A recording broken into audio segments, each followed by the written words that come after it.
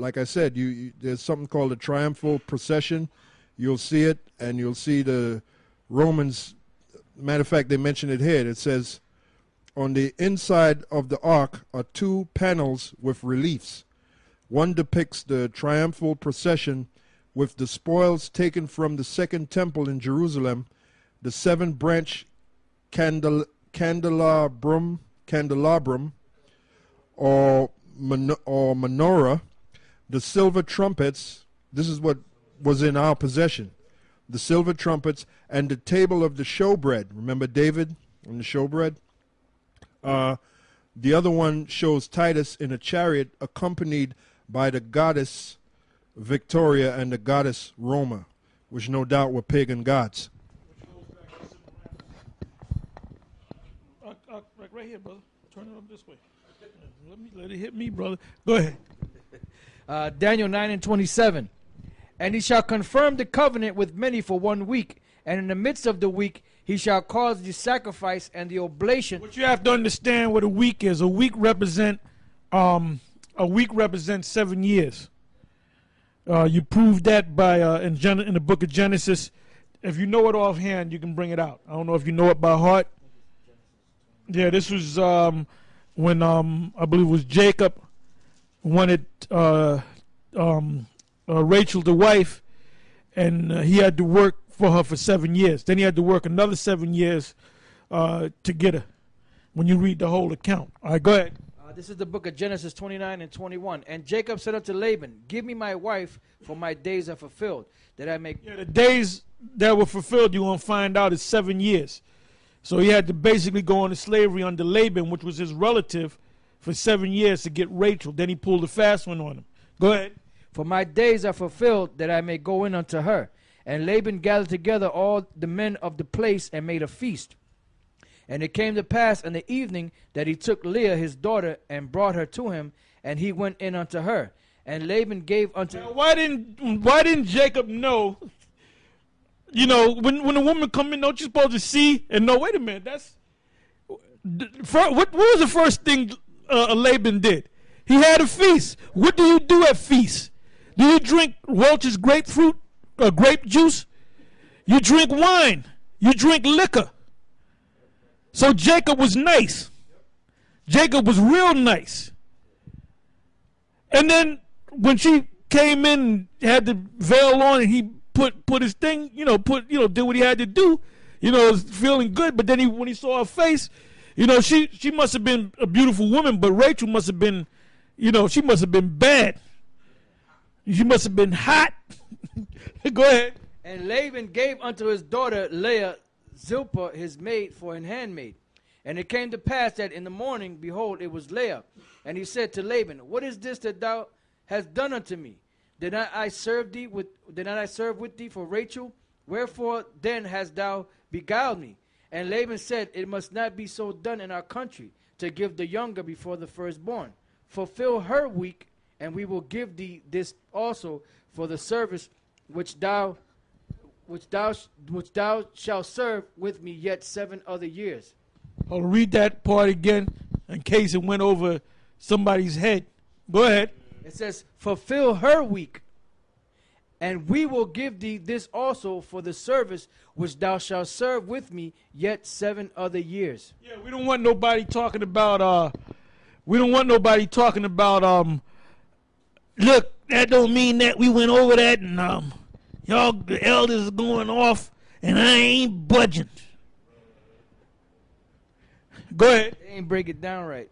They ain't break it down right. That's why you niggas are falling like freaking flies, man.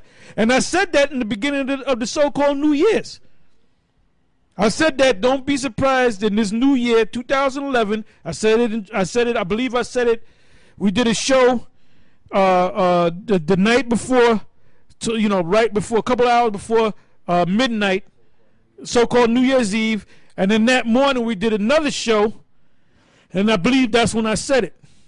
I said, what's going to happen this year? A lot of guys are going to fall off. Go ahead. It says, fulfill her week, and we will give thee this also for the service which thou shalt serve with me yet 7 other years. Okay? So like I said, there was a point of time where you had the different Caesars setting up. You had one. The longest ruling Caesar was Octavian, which he was also known as Augustus. Now, during the time of Vespasian, Titus, and Domitian, those were short rules. So you had periods of time that you had one period where you had 5 Caesars in 1 year. You had 5 rulers in 1 year. That was right before Vespasian came in. All right, but there was another time where I believe during the time of Pescennius Niger and Septimius Severus, you had a bunch of rulers, and then maybe like 2 weeks later, a month later, you had a new ruler because a lot of them was being put to death. All right, go ahead. It says back in Daniel 9:27, and he shall confirm the covenant with many for 1 week, and in the midst of the week he shall cause the sacrifice and the oblation to cease, and for the overspreading of abominations he shall make it desolate, even unto the consummation, and that determined shall be poured upon the desolate. All right, now let's go. Where's the other precept? Matter of fact, give me Ezekiel. What is that? Ezekiel 25 verse 12. It said, because these be the days of vengeance. Because the Romans knew when they took down Jerusalem and they made the people of Jerusalem, the Israelites, paid tribute, they knew exactly who they were. They knew about the history. Because the fact that you have libraries today, that goes back to the ancient world. Back in the ancient world, they always kept records, man. Go ahead. This is the book of Ezekiel 25 and 12. Thus saith the Lord power, because that Edom hath dealt against the house of Judah by taking... Which are the Romans? Go ahead. By taking vengeance, and hath greatly offended and revenged himself upon them. Therefore thus saith the Lord power, I will also stretch out mine hand upon Edom, and will cut off man and beast from it, and I will make it desolate from Teman, and they of Dedan shall fall by the sword. And I will lay my vengeance upon Edom by the hands of my people Israel, and they shall do in Edom according to mine anger and according to my fury, and they shall know my vengeance, saith the Lord power. Now that vengeance is coming back because when you read the top of that verse from 12, read again, Ak. Verse 12, it says, Thus saith the Lord power, because that Edom hath dealt against the house of Judah by taking vengeance, and hath greatly offended and revenged himself upon them. Right. They took vengeance. When did they take vengeance? During the time of the Roman Empire. Because go back and read it again in Luke. Back in Luke 21 and 22. For these be the days of vengeance, that all things which are written may be fulfilled. Yeah, that's why I said that. That's why I asked them to check the precepts. That precept should be in there. Go ahead. It says, but woe unto them that are with child, and to them that give suck in those days. For there shall be great distress in the land. And that's when they were slaughtering them.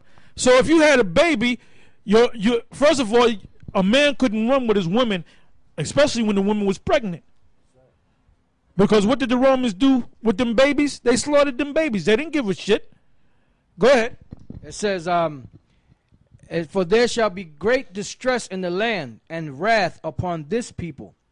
And this people, by the way, are the Israelites. Go ahead. It says, and they shall fall by the edge of the sword, and shall be led away captive into all nations. And Jerusalem shall be trodden down of the Gentiles until the time of the Gentiles be fulfilled. So who's over there in the land of Israel right now, in Jerusalem? Gutter rats, not just gutter rats, not just Amalekites, Edomites.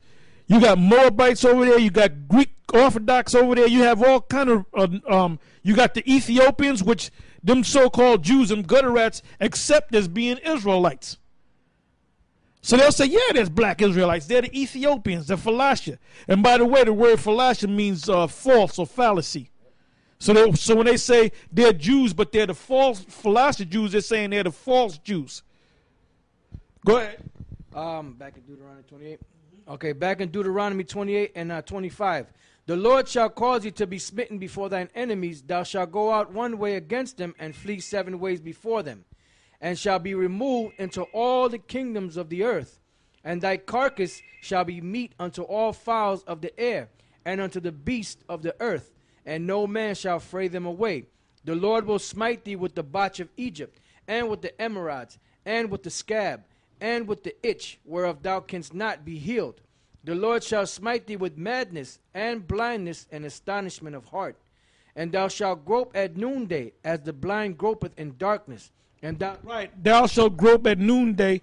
Noonday